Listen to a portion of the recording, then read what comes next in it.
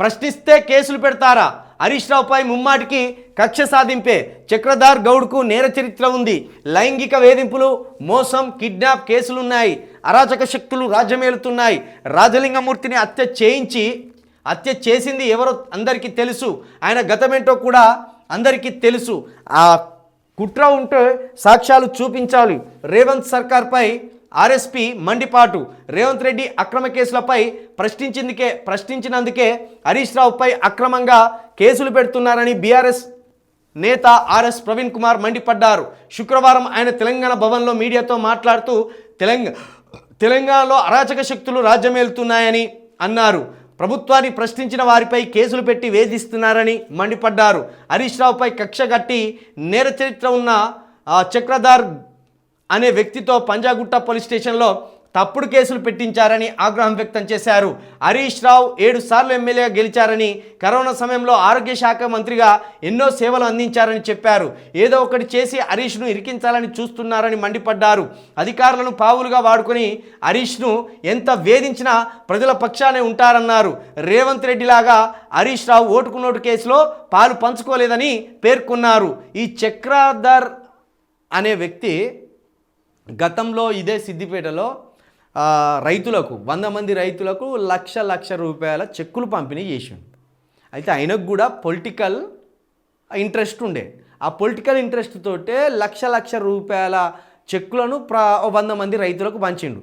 అప్పుడే అది రాష్ట్ర వ్యాప్తంగా కూడా అందరినీ ఆకర్షించింది. అరే లక్ష రూపాయల చెక్కులను రైతులకు ఇస్తానంటే ఎంత మంచోడు, నిజంగా రైతుల పట్ల ఎంత ప్రేమ ఉన్నోడు, రైతు కష్టాల పట్ల ఎంత ప్రేమ ఉన్నోడని చక్రధార్ని ఏం చేసిండు, తీన్మార్ మల్లిగాడును తొలివెలుగు రగ్గాడు ఇట్లా లేపిండు. ఇట్లా చూడుర్రి చక్రధార్ గౌడ్ ఎంత దానకర్ణుడో అని చెప్పిండు. అసలు వెనుకున్నది ఏంటంటే ఆ ఉత్తరప్రదేశ్, ఆ రాజస్థాను అటు ఏదో ఈ చైన్ సిస్టమ్ తోటి కూడిన వ్యవహారం బిజినెస్ చేశారు. చైన్ సిస్టమ్ బిజినెస్ ఉంటుంది కదా, నువ్వు ఒక్కరిని చేరిస్తే నీకు 5,000 వస్తాయి, వాడు నీ కింద ఉన్నోడు చేరిస్తే వానికి 1,000 రూపాయలు ఇస్తాయి.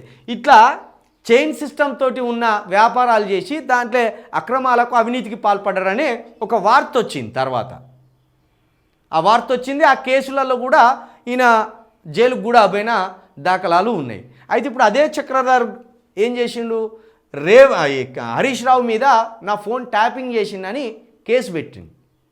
నా ఫోన్ ట్యాప్ చేసిందని కేసు పెట్టి పంజాగుట్ట పోలీస్ స్టేషన్లో కేసు పెట్టిండు.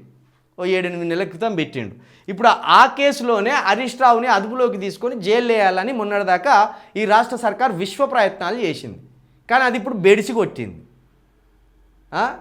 ఎందుకంటే సరైన ప్రణాళికలు లేకుండా ఒట్టిగా కేసులో ఇరికించాలని చూసినప్పుడు ఇట్లా బయటపడతారు, పరువు పోతుంది.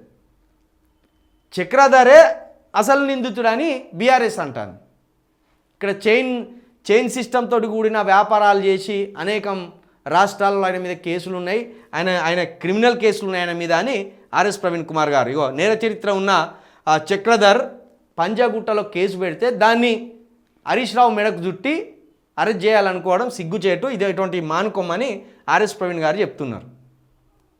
ముమ్మాటికి మరి హరీష్ రావుని కేసులో ఇరికించాలని ఇప్పుడు ఆ వంశీకృష్ణతోటి ఫోన్ ట్యాపింగ్ చేయించిందని చెప్పు, లేకపోతే నీ కుటుంబాన్ని తీసుకొచ్చి బయటెత్తాం, నీకు 3rd డిగ్రీ ప్రయోగిస్తాం, నిన్ను ఇప్పుడే ఈ రాత్రి అంతం చేస్తాం, ఇలాంటి మాటలన్నీ మాట్లాడినట. మరి ఇప్పుడు ఈ చక్రధర్ను అటు ఏసీపీ మోహన్ కుమార్ గారిని, అదేవిధంగా ఇటు డీసీపీ విజయ్ కుమార్ గారిని, వీళ్ళ ముగ్గురిని ఒకచాట కూర్చోబెట్టి అసలు ఇంటరాగేషన్ ఇప్పుడు మొదలు పెట్టాలి.